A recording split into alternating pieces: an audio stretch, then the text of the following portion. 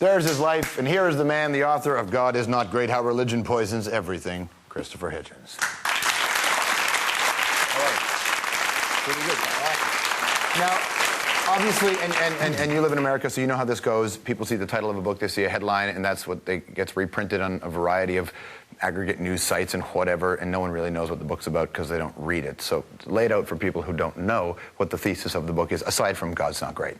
The thesis of the book is that it's going to be a choice between civilization and religion, and that the enemies of civilization, the theocrats, the religious fanatics, really mean it this time.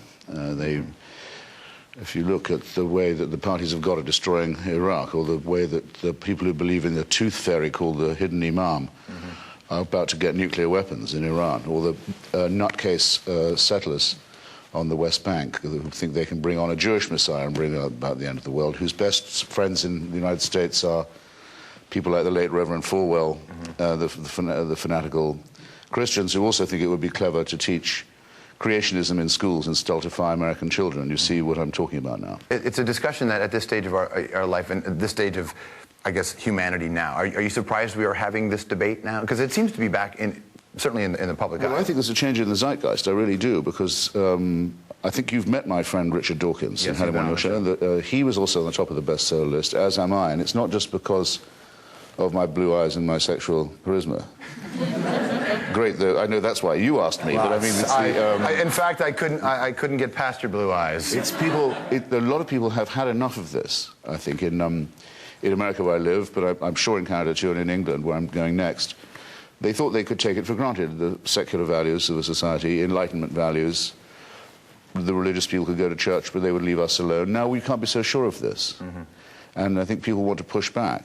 I think maybe the line was crossed when the president intervened with Terry Schiavo. You remember that? A woman who'd been dead for quite a long time, right. In fact, as we now know conclusively from her autopsy, intervened in the most grotesque way in the private life of a family, based on the most absurd religious dogma. People thought that's too far now. They've gone too far. They've crossed a line. There's a lot of people that feel that. I think they sometimes put religion and morality as you can't separate the two.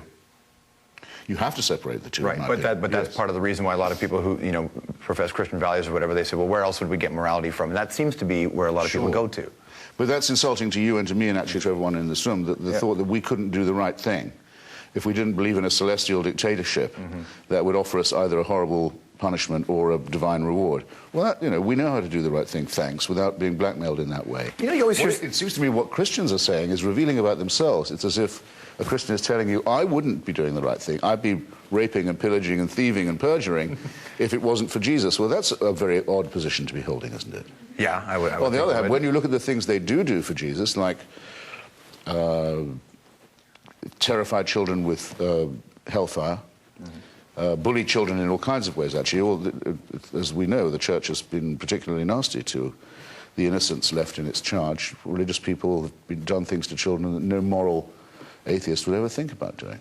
Well, it's called in my book, by the way, No Child's Behind Left, that program.